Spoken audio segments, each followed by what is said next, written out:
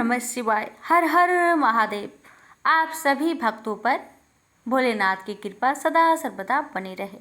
प्यारे भक्तों, आज है सावन माह का दूसरा सोमवार।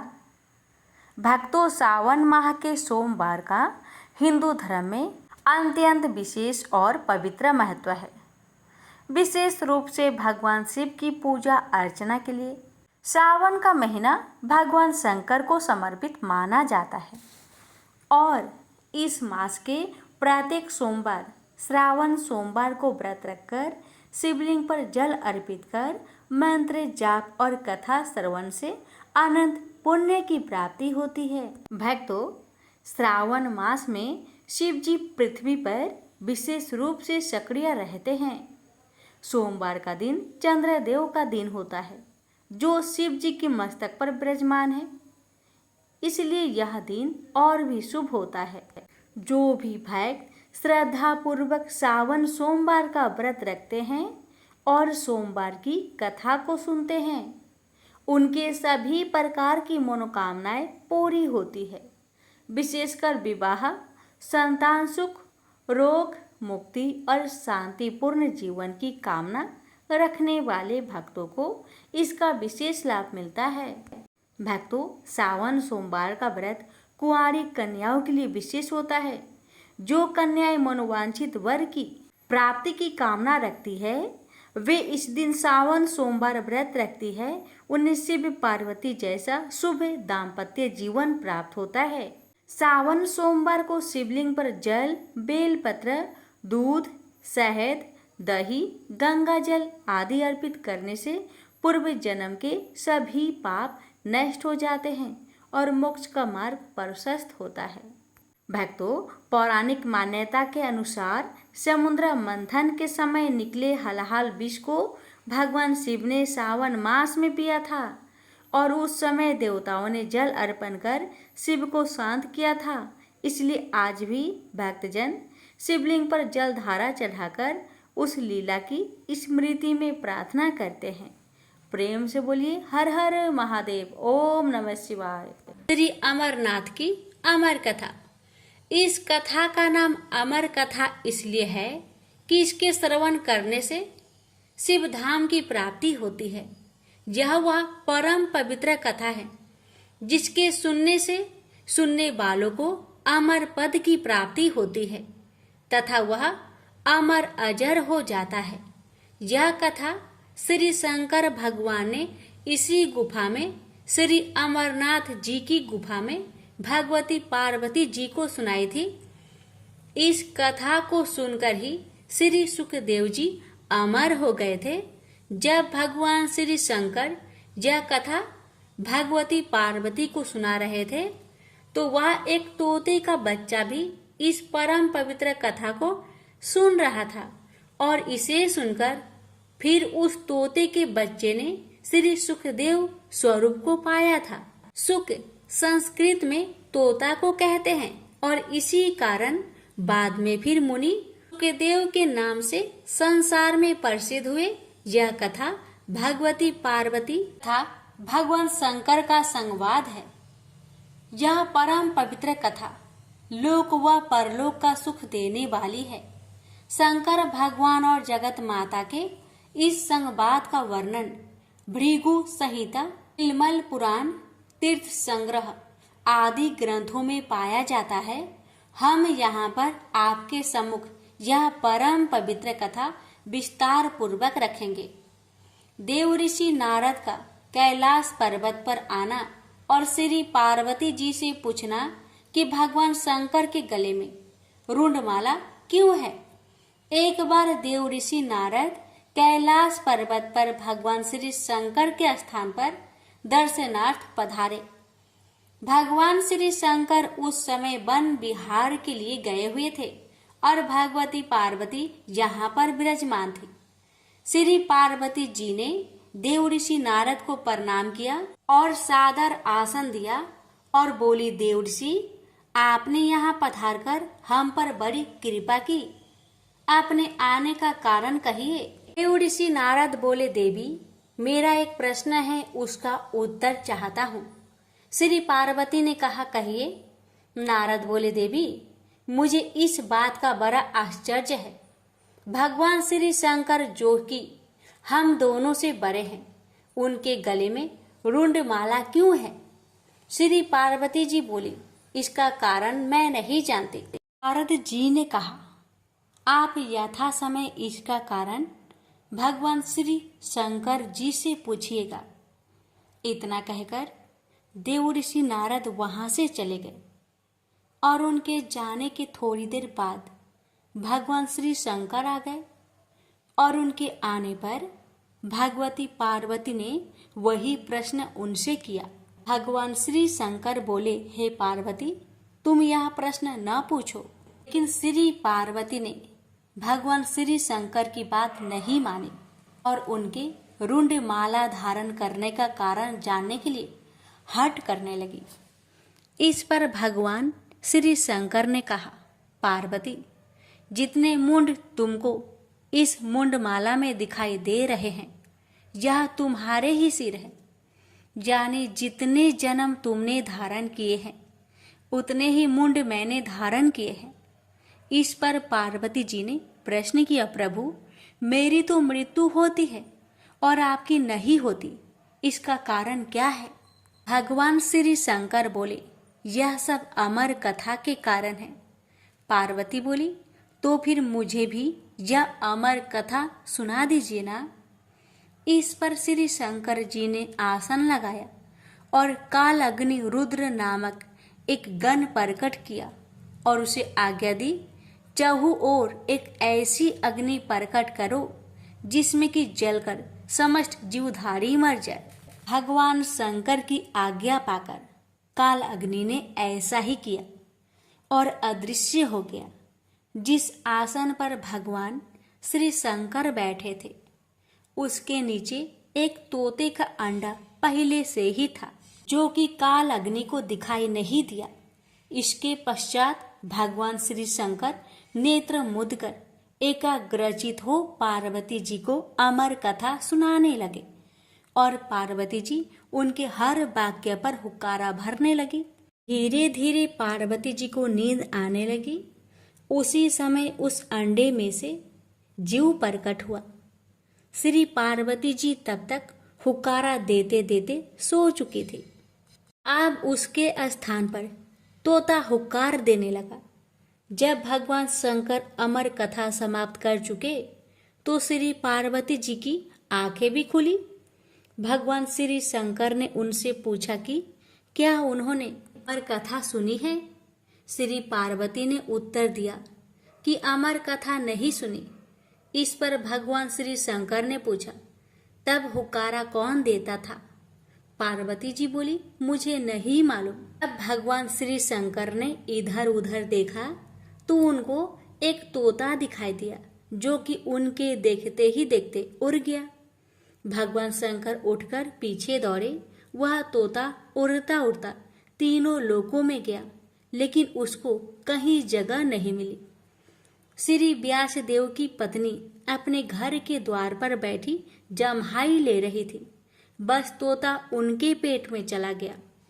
भगवान श्री शंकर ने कहा, व्यास जी, मेरा चोर आपके घर में है। महर्षि व्यास बोले, प्रभु, हमारे घर में तो कोई चोर नहीं है। भगवान श्री शंकर के कहने पर महर्षि व्यास जी ने अपनी पत्नी से पूछा। उसने उत्तर दिया, ऐसा जान पड़ता है जैसे कि मेरे पेट में कोई पंछी गया है।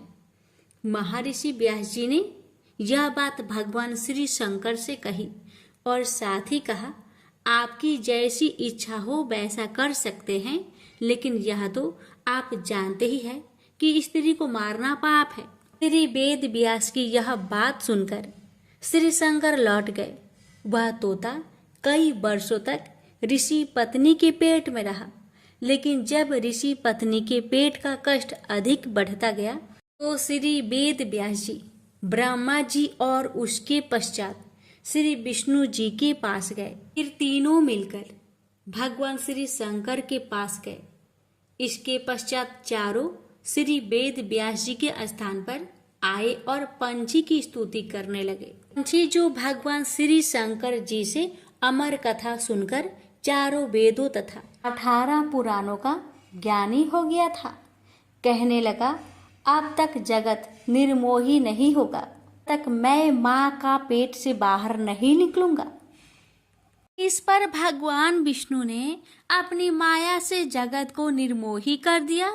इस पर वह तोता बालक रूप होकर माँ के पेट से बाहर आ गया और उसका नाम सुखदेव हुआ।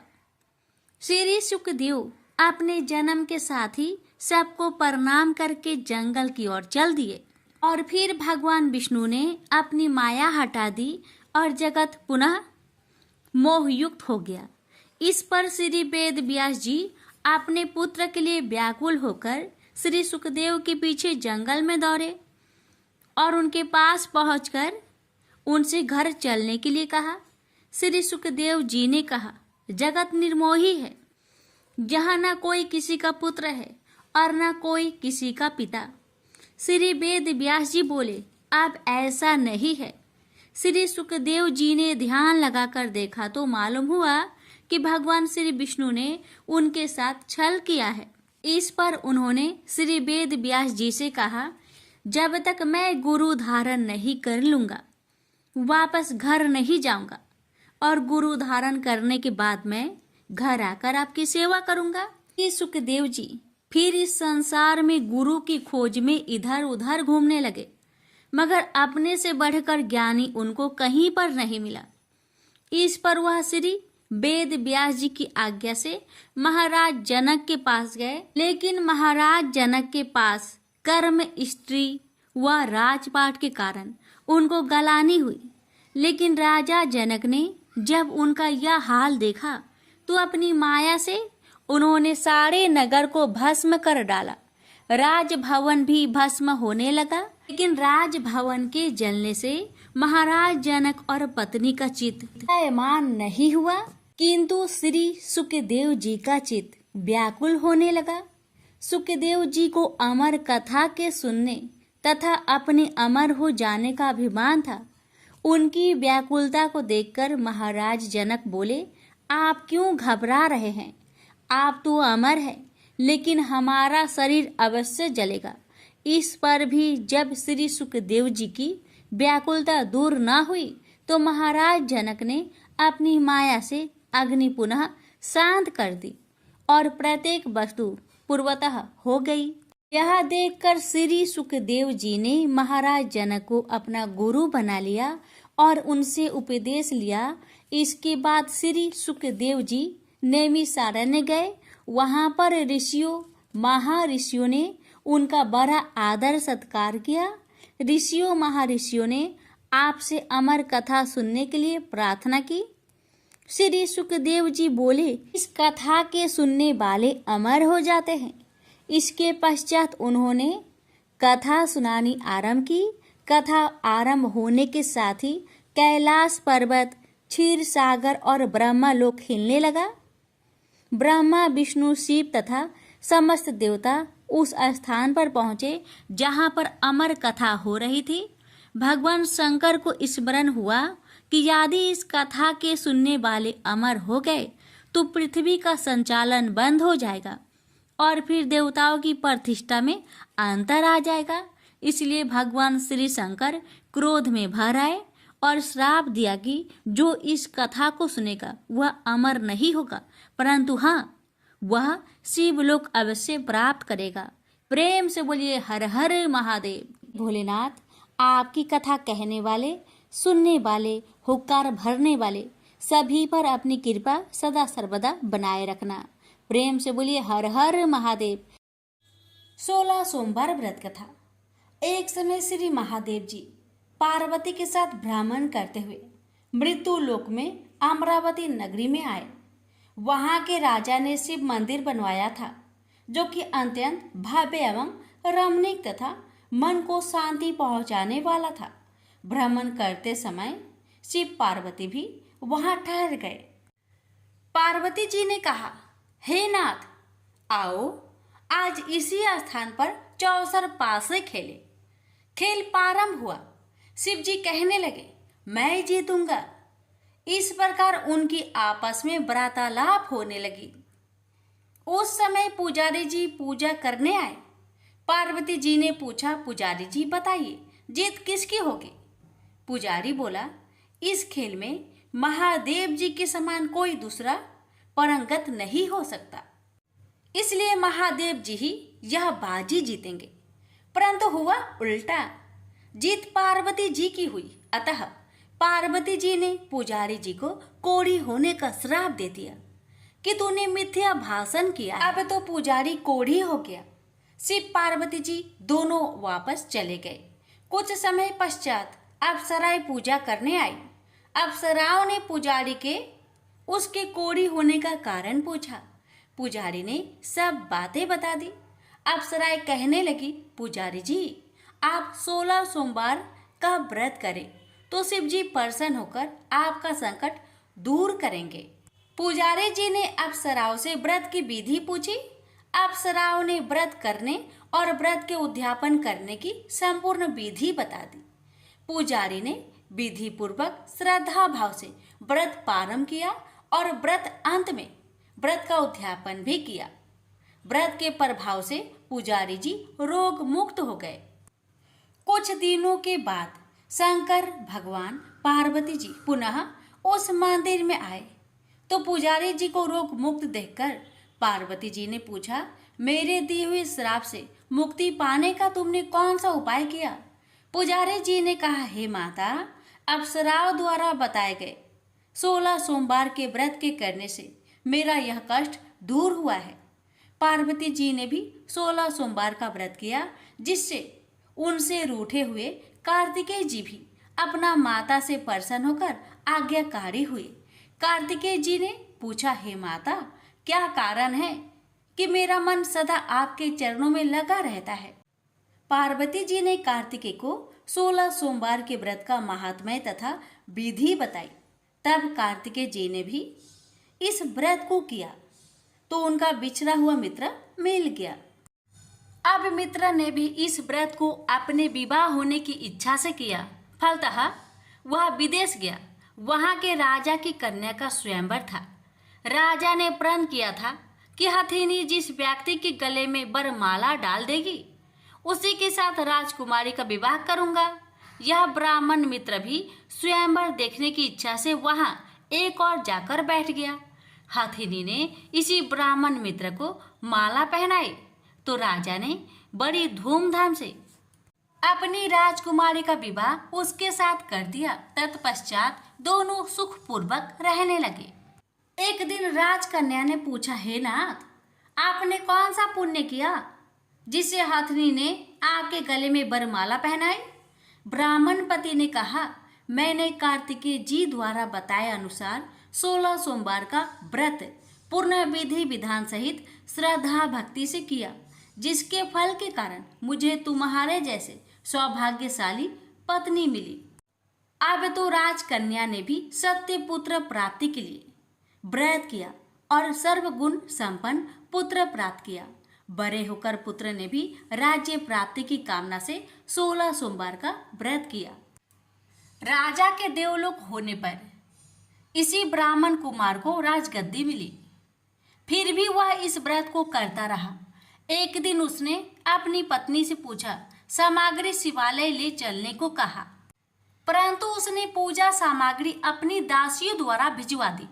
जब राजा ने पूजन समाप्त किया तो आकाशवाणी हुई कि हे राजा, तुम इस पत्नी को त्याग दो, नहीं तो राजपाट से हाथ धोना पड़ेगा।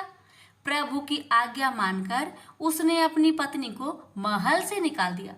तब वह अपने भाग्य को कोसती हुई एक बुढ़िया के पास गई और अपना दुखड़ा सुनाया। तभी बुढ़िया को बताया, मैं पूजन सामग्री राजा के कहे अनुसार शिवालय में नहीं ले गई और राजा ने मुझे निकाल दिया। बुढ़िया ने कहा, तुझे मेरा काम करना पड़ेगा। उसने स्वीकार कर लिया। तब बुढ़िया ने सूत की गठरी उसके सिर पर रखी और बाजार भेज दिया। रास्ते में आंधी आई तो सिर पर रखी गठरी उड़ गई।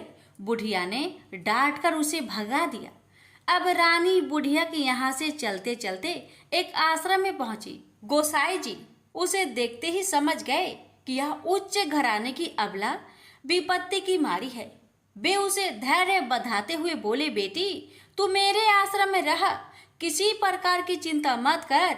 रानी आश्रम में रहने लगी, परंतु जिस वस्तु को वह हाथ लगाती वह वस्तु खराब हो जाती। यह देखकर गोसाई जी ने पूछा, बेटी किस देव के अपराध से ऐसा होता है? रानी ने बताया कि मैंने अपने पति की आज्ञा का उल्लंघन किया और शिवालय में पूजन के लिए नहीं गई। इससे मुझे घोर कष्ट उठाने पड़ रहे हैं। गोसाई जी ने शिव जी से उसके कुशल क्षेम के लिए प्रार्थना की और कहा, बेटी तुम 16 सोमवार का व्रत विधि के अनुसार करो। तब रानी ने विधि पूर्वक व्रत पूर्ण किया। व्रत के प्रभाव से राजा को रानी की याद आई और दूतों को उसकी खोज में भेजा। आश्रम में रानी को देख दूतों ने राजा को बताया।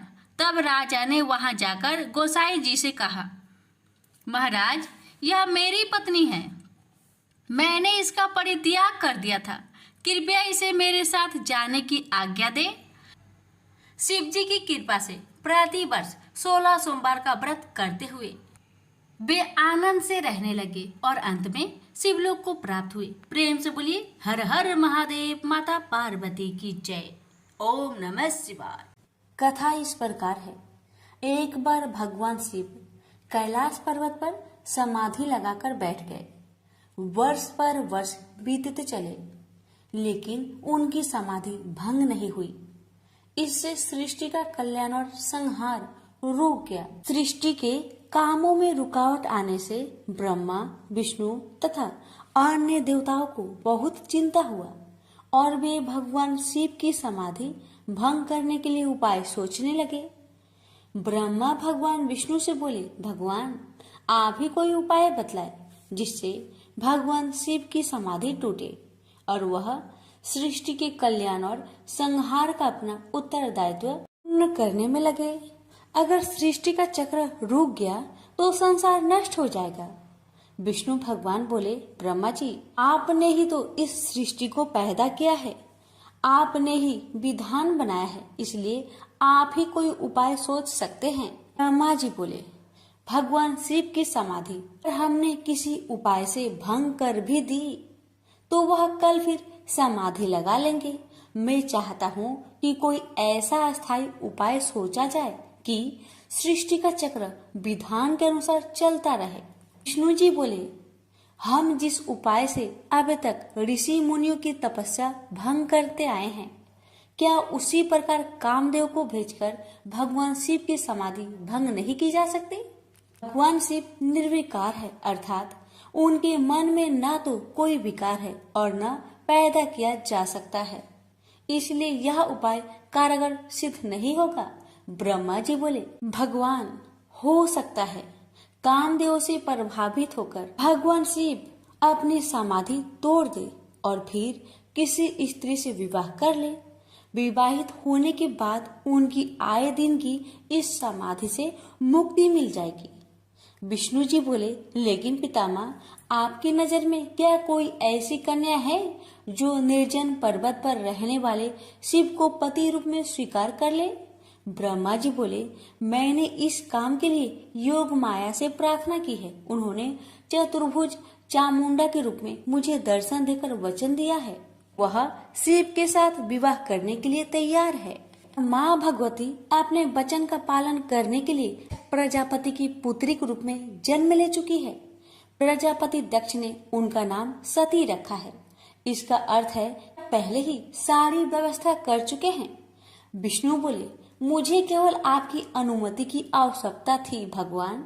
ब्रह्मा जी बोले, इधर भगवती दुर्गा ने दक्ष प्रजापति की कन्या सती के रूप में जन्म ले लिया था। जब वह बड़ी हुई तो उन्होंने अपने पिता दक्ष प्रजापति से कहा कि वह भगवान शिव का पति के रूप में मन ही मन में वर्ण कर चुकी है। सती की बात सुनकर दक्ष बोले, तुम पागल हो गई हो बेटी, शिव तो संसार में वैराग्य ले चुके हैं, वह कभी भी सांसारिक बंधनों में नहीं बंधना चाहेंगे। सती बोली, आप चिंता मत कीजिए पिताजी, मैं अपनी तपस्या द्वारा उन्हें विवाह करने के लिए तैयार कर लूंगी। दक्ष बोले, कोशिश करके देख लो बेटी, लेकिन मुझे आशा नहीं है कि तुम्हारी तपस्या शिव की समाधि भंग कर सकेगी। सती ने माता पिता से आज्ञा लेकर घर में ही भगवान शिव की आराधना करनी आरंभ कर दी। सती की तपस्या के प्रभाव से भगवान शिव की समाधि टूट गई। वह उमा के सामने प्रकट होकर बोले, मैं तुम्हारी तपस्या से बहुत प्रसन्न हूँ उमा, जो भी चाहो वर मांग लो। उमा बोली, भगवान यदि आप मेरी तपस्या से प्रसन्न हैं तो मुझे पत्नी के रूप में स्वीकार कर लीजिए। भगवान शिव तथास्तु कह के वहाँ से अंतर्ध्यान हो गए। स्त्री की इच्छा अनुसार प्रजापति दक्ष ने उमा का विवाह शिव के साथ कर दिया। शिव उमा को लेकर कैलाश पर्वत पर आ गए। एक बार ब्रह्मा जी के दरबार में सब देवता बैठे थे। दक्ष प्रजापति भी वहां आए। ब्रह्मा पुत्र होने तथा सृष्टि बढ़ाने के कारण उनकी प्रतिष्ठा को देखते हुए सबने खड़े होकर उन्हें आदर दिया, प्रणाम किया, पर भगवान शिव वैसे ही बैठे रहे, उनके लिए जैसे कोई आया ही नहीं था। दक्ष ने इसे अपना अपमान समझा और क्रोध में कह बैठे, शिव मेरे जमाता हैं, उन्हें चाहिए था कि मुझ ससुर को उठकर प्रणाम करके आदर देते, पर लगता है इनमें देवताओं के योग शिष्टाचार नहीं है। किसी भी देव यज्ञ में भाग लेने की पात्रता इनमें नहीं है, अतः इन्हें किसी यज्ञ में भाग न दिया जाए। दक्ष क्रोध में बोलते रहे, शिव के लिए जैसे कुछ हुआ ही नहीं हो। वे उसी तरह मुस्कुराए चुप रहे। ब्रह्मा जी की सभा से लौटने के बाद दक्ष ने अपने श्राप को प्रतिष्ठा के लिए स्वयं एक यज्ञ किया तथा निश्चय किया कि इसी यज्ञ में शिव को यह भाग न देने की प्रारंभ किया जाए। उन्हें उस विशाल यज्ञ में भाग लेने के लिए समस्त देवताओं को आमंत्रण भेजा। यज्ञ शुरू हुआ तो देवता लोग आकाश मार्ग से यज्ञ में भाग लेने के लिए जाने लगे। दक्ष की पुत्री सती जो अपने पति शिव के साथ कैलाश धाम में बैठी थी, देवताओं तथा देव पत्नियों को इस प्रकार सज धज कर जाते देख शिव से पूछ बैठी, प्रभु ये सारे देवता अपनी पत्नियों के साथ कहाँ जा रहे हैं? तब भगवान शिव ने कहा, तुम्हें पता नहीं, तुम्हारे पिता दक्ष प्रजापति ने भूमंडल पर बहुत बड़ा यज्ञ शुरू किया है, उसी में भाग लेने के लिए ये सब जा रहे हैं। यह सुनकर सती को आश्चर्य हुआ। उन्होंने कहा, पिताजी विशाल यज्ञ कर रहे हैं और अपनी ही बेटी तथा जमाता को पता ही नहीं। आपके पास निमंत्रण आया है क्या? शिव जी ने हंसकर कहा, अगर निमंत्रण आता तो क्या तुम्हें पता न चलता? सोचा होगा कि जहाँ सब देव तथा देव नारियां देवोपम वस्त्र तथा अलंकारों से सजी धजी आएंगी, वहाँ हमारा जमाता भूत प्रेतों जैसी वेशभूषा में आकर शोभा बढ़ाने के बजाय मेरी हंसी कराएंगे। इसलिए शायद उन्होंने निमंत्रण नहीं भेजा। ने तो उस अपमान की कोई परवाह नहीं की, पर सती अपने तथा अपने पति के प्रति इस प्रकार के व्यवहार से बहुत दुखी हुई तथा इसे अपना अपमान समझा। वे बोली, अपनी प्रतिष्ठा तथा दिखावती श्रेष्ठता का इतना ही ध्यान था तो बेटी ब्याहने से पहले सोचना चाहिए था। मैं पति के इस अपमान को बिल्कुल भी नहीं सहूंगी। मुझे आज्ञा दीजिए, मैं वहां जाकर पिता से पूछती हूँ तथा ये भी देखूंगी कि देवगण कैसे हैं जो देवाधिदेव शिव के बिना उस यज्ञ में भाग लेने जा रहे हैं। शिव ने कहा, उन देवों को क्या पता है कि हमें निमंत्रण नहीं दिया गया है। वैसे भी तुम्हें इस बारे में ज्यादा विचार नहीं करना चाहिए। बिना निमंत्रण के जाने पर अपमान होता है, इसलिए मेरी सलाह है कि तुम भी मत जाओ। सती अपने पिता द्वारा की गई इस उपेक्षा तथा अपमान को सह न पा रही थी। पति शिव की आज्ञा न मिलने पर भी सती अपने पिता के घर जाने की जिद पर अड़ी रही। शिव ने सोचा कि सती क्रोध में है, पता नहीं कुछ अनहोनी न हो जाए, इसलिए उन्होंने अपने कुछ गणों को सती की रक्षा के लिए भेज दिया। सती अपने पिता के घर पहुंची तो उनकी माता और बहनों ने तो बड़े स्नेह और सम्मान के साथ उनका स्वागत किया, लेकिन दक्ष तथा उसके समर्थकों ने उमा के प्रणाम का उत्तर देना तो दूर उनकी ओर आंख उठाकर भी नहीं देखा। सती को अपने अपमान की परवाह नहीं थी। उन्होंने पिता से पूछा, पिताजी, आप प्रजापति की माया के अनुसार इतना बड़ा कर रहे हैं, इसमें भाग लेने के लिए देवगन तथा आपकी अन्य पुत्रियां तथा जमाता भी आमंत्रित है, मुझे और मेरे पति को आपने आमंत्रित क्यों नहीं किया? दक्ष ने कहा, सती, तुम अब मेरी पुत्री से अधिक किसी की पत्नी हो। तुम्हारे पति की उद्दंडता के कारण मैंने उसे श्राप दिया है, वह यज्ञ भाग का अधिकारी नहीं होगा। वैसे भी भूत पिचासों के साथ शमशान में रहने वाले का स्वर्ग में रहने वाले देवताओं के बीच कोई स्थान नहीं होता।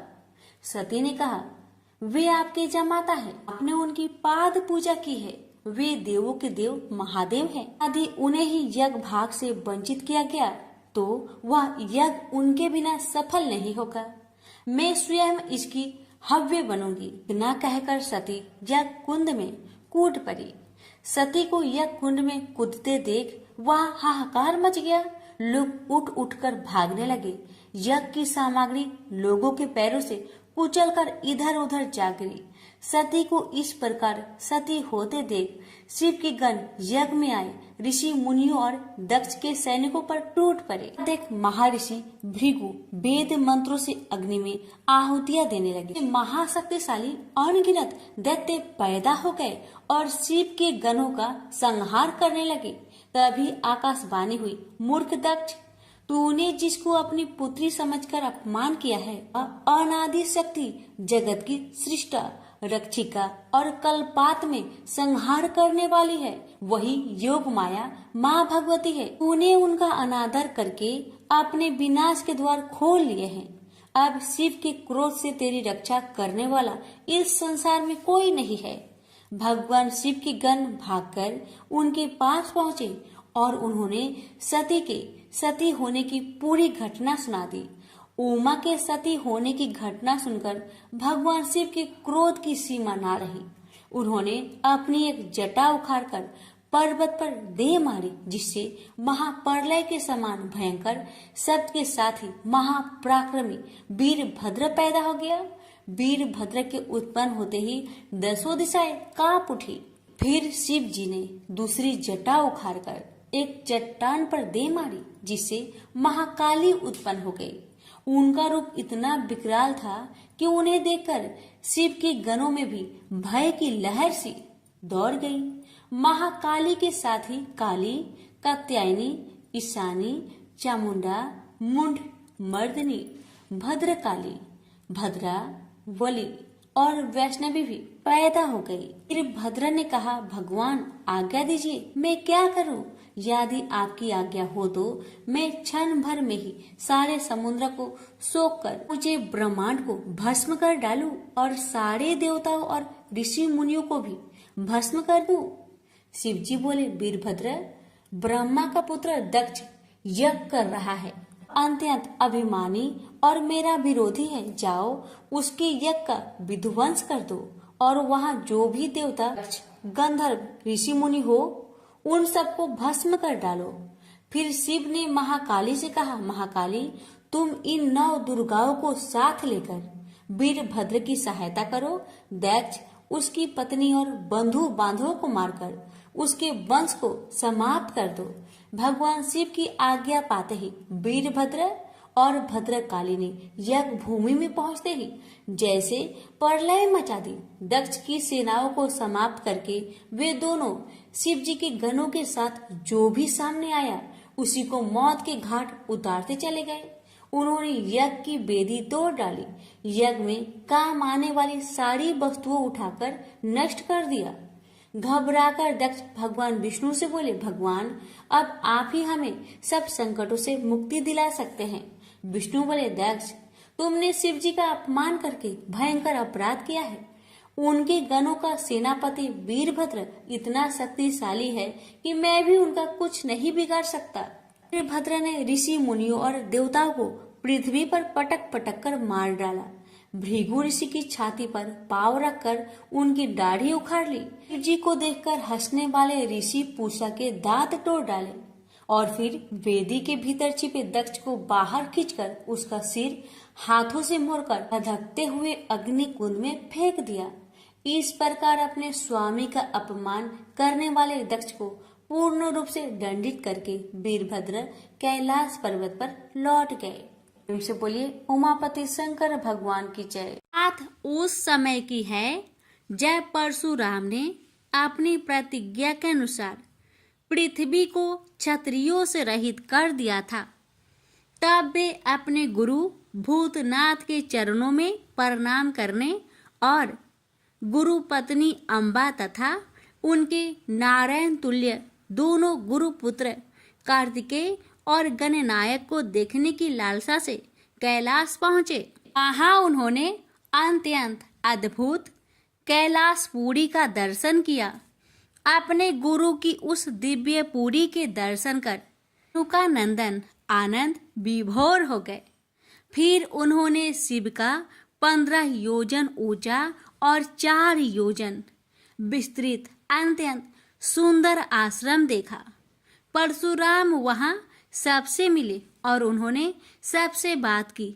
इसके बाद वे नंदीकेश्वर से आज्ञा प्राप्त कर प्रसन्नता पूर्वक आश्रम के भीतर प्रविष्ट हुए। कुछ ही आगे जाने पर महातपस्वी परशुराम ने बहुमूल्य रत्नों से निर्मित सैकड़ों मंदिर देखे। उन्होंने वहां का भीतरी द्वार देखा जो नाना प्रकार की चित्रकारी से चित्रित तथा हीरे मोतियों की गुथी हुई मालाओं से अत्यंत शोभ्यमान था। परशुराम ने द्वार के बाएं भाग में अपने गुरुपुत्र कार्तिकेय को देखा और दाहिने और पार्वती नंदन गणेश तथा शिव पार्वती का अवलोकन किया। वे वहां रत्नाभरण भूषित बहुमूल्य रत्नों से बने सिंहासनों पर आसीन थे। परशुराम सबसे मिलते और प्रेम पूर्वक बात करते हुए प्रसन्नचित चित्त से आगे बढ़े ही थे कि गणेश ने उन्हें देखकर कहा, शूलपाणी इस समय शयन कर रहे हैं।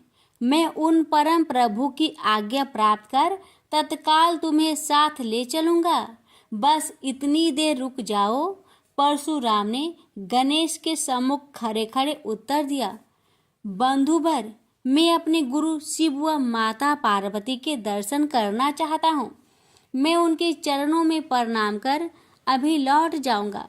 गणेश ने उन्हें अनेक प्रकार से समझाते हुए कहा, इस समय भूतेश्वर शिव एवं माता पार्वती अंतःपुर में है, अतएव अभी आपको वहां नहीं जाना चाहिए। परम गुरुदेव शिव एवं माता पार्वती के चरण कमलों के दर्शन करने का मेरा सहज अधिकार है। परशुराम अपने आग्रह पर दृढ़ थे, किंतु गणेश उन्हें अत्यंत विनय पूर्वक समझाते रहे। मैं तो परम पिता शिव एवं माता पार्वती के दर्शनार्थ जाऊंगा ही। यह कहकर परशुराम आगे बढ़ना ही चाहते थे कि गणेश ने उन्हें रोक दिया। 21 बार पृथ्वी को क्षत्रियों से रहित करने वाले भृगु नंदन कुपित हो गए और उनका गणेश से विवाद ही नहीं हुआ, हाथापाई भी होने लगी। कुमार कार्तिकेय ने उन्हें समझाने का प्रयास किया, किंतु क्रोध परशुराम ने उन्हें धक्का दे दिया, जिससे वह गिर गए। शिव पुत्र गणेश ने उठकर परशुराम की ओर डंडा के लिए उनकी भर्त्सना की, तो क्रोध परशुराम ने अपना तीक्ष्ण परशु उठा लिया। तब गणेश ने अपनी सूंड बढ़ाकर उन्हें उसमें लपेट लिया और घुमाने लगे। गणेश की सूंड में लिपटे परशुराम सर्वथा असहाय और निरुपाय थे। गणेश के योग बल से परशुराम अस्तंभित रह गए। गणेश ने परशुराम को सप्तद्वीप, सप्त पर्वत, सप्त सागर, भूलोक, स्वर्गलोक, जनलोक, ध्रुवलोक, गौरीलोक और शंभुलोक में घुमाते हुए समुद्र में फेंक दिया।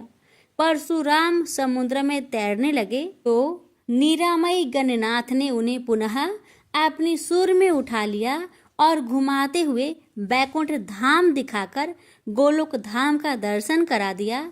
वहां परशुराम ने मंद मंद मुस्कुराते हुए बंसी विभूषित नव निरत श्री कृष्ण के साथ रासवेड़ी राधा का दर्शन किया तो वे बार बार उनके मंगलमयी चरण कमलों में प्रणाम करने लगे।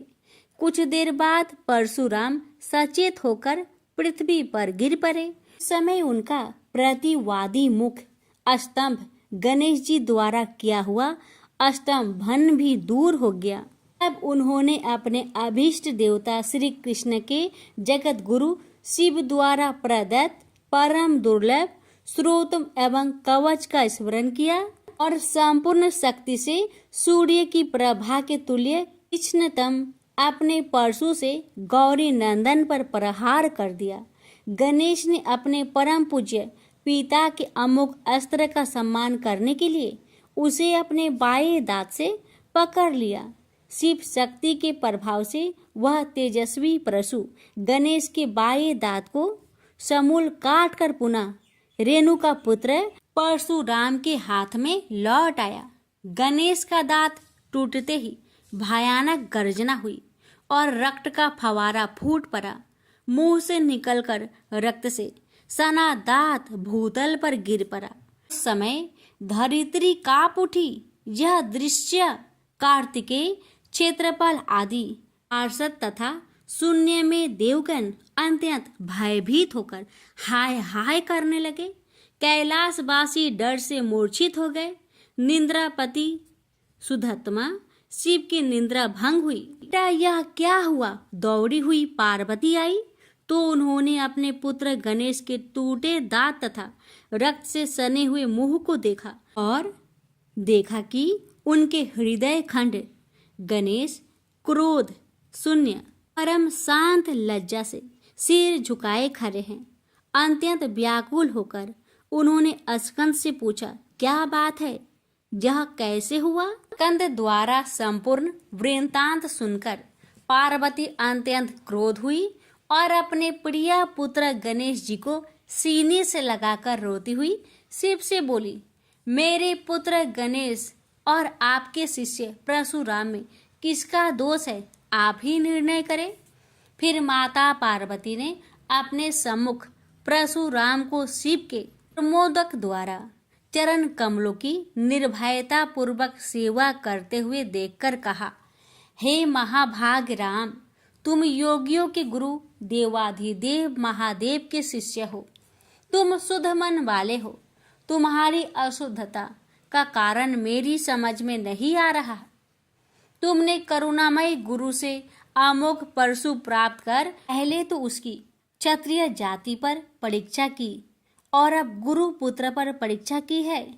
श्रुति गुरु दक्षिणा देने का निर्देश करती है और तुमने अत्यंत निर्दयता पूर्वक गुरु पुत्र का समूल एक दांत ही नष्ट कर दिया। अब इसका सिर भी काट डालो। चरमता का अमोघ परशु प्राप्त कर ले तो क्षुद्र श्रृंगाल भी वनराज को मार सकता है। इतना कहकर क्रोध से भगवती पार्वती परशुराम को मारने के लिए प्रस्तुत हो गई। भय बस परशुराम ने मन ही मन करुणा सागर गुरु को प्रणाम कर अपने इष्ट देव गोलोकनाथ श्री कृष्ण का स्मरण किया। तभी पार्वती ने अपने सम्मुख एक बौने ब्राह्मण बालक को देखा। उस पर तेजस्वी ब्राह्मण बालक को देखकर आतुरता से भगवान शंकर ने भक्ति पूर्वक मस्तक झुकाकर प्रणाम किया। उसके बाद माता पार्वती ने भी उसे प्रणाम किया। परम तेजस्वी ब्राह्मण बालक ने शिव एवं पार्वती को शुभ आशीर्वाद प्रदान किया। यह दृश्य देखकर कैलाशवासी बालक बालिकाएं भयभीत एवं चकित हो गए। फिर भगवान शंकर ने उनका पूजन किया। वे वामन भगवान रत्न सिंहासन पर विराजमान थे। उनका उत्कृष्ट तेज सर्वत्र फैल रहा था।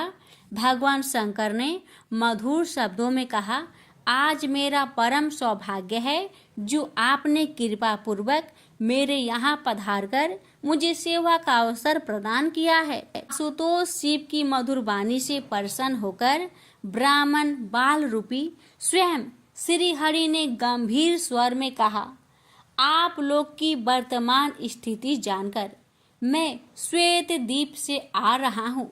मेरे भक्तों का कभी अमंगल नहीं होता। मेरा सहस्त्रसार उनके रक्षार्थ प्रतिक्षण प्रस्तुत रहता है, किंतु गुरु के रुष्ट होने पर मैं विवश हो जाता हूँ। गुरु की अवहेलना बलवती होती है। विद्या और मंत्र प्रदान करने वाला गुरु अभिष्ट देव से 100 गुना श्रेष्ठ है। गुरु से बढ़कर कोई देवता नहीं है, पार्वती से बढ़कर कोई पतिव्रता नहीं है तथा गणेश से उत्तम कोई जितेंद्रिय नहीं है। भृगु नंदन ने गुरु पत्नी एवं गुरु पुत्र की अवहेलना कर दी है।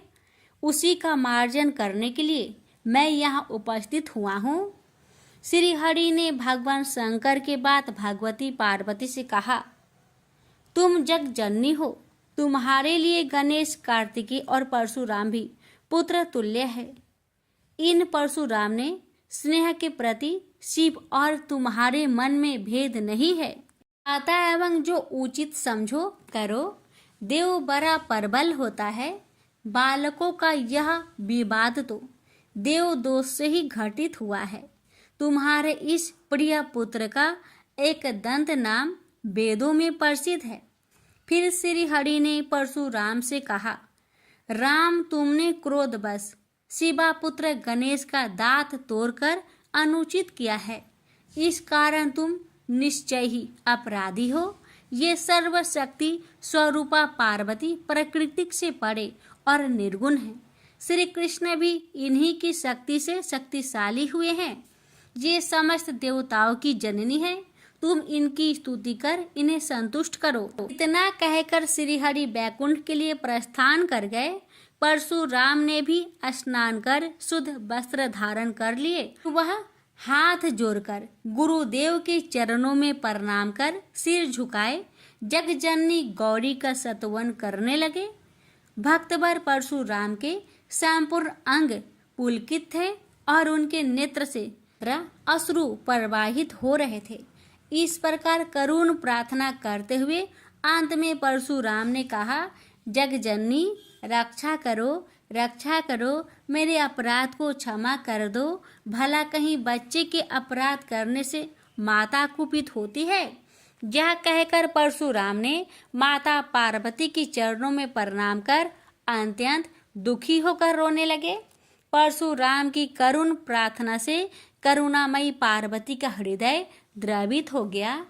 उन्होंने प्रीति पूर्वक परशुराम को अभय दान देते हुए कहा, बेटा, अब शांत हो जाओ। आशुतोष के अनुग्रह से तुम्हारी सर्वत्र विजय हो। सर्वतरात्मा श्री हरि तुम पर सदा प्रसन्न रहे। गुरुदेव शिव में तुम्हारी भक्ति सुदृढ़ रहे। तुम अमर हो जाओ। इसी प्रकार दयामयी पार्वती ने परशुराम को आशीर्वाद दिया और वे अपने अंतपुर में चली गई। उस समय वहां श्री भगवान के मंगल नाम का उच्च घोष होने लगा। फिर परशुराम ने एक दंत गणेश का स्तवन किया और गंधे, पुष्प, धूप, दीप एवं तुलसी रहित नैवेद्य आदि से लंबोदर की विधि पूर्वक पूजा की। परशुराम ने भक्ति भाव से भाई गणेश को संतुष्ट कर माता पार्वती एवं कृपा सिंधु त्रिलोचन के चरणों में प्रणाम किया। फिर उन्होंने गुरु की आज्ञा प्राप्त कर प्रसन्नता पूर्वक वहां से प्रस्थान किए। प्रेम से बोलिए गौरी पुत्र गणेश भगवान की जय। हर हर महादेव। माता पार्वती की जय। शिव जी की आरती।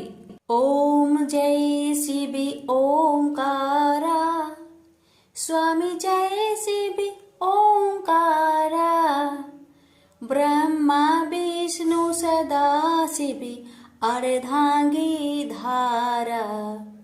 ओम जय शिव ओंकारा, स्वामी जय शिव ओंकारा।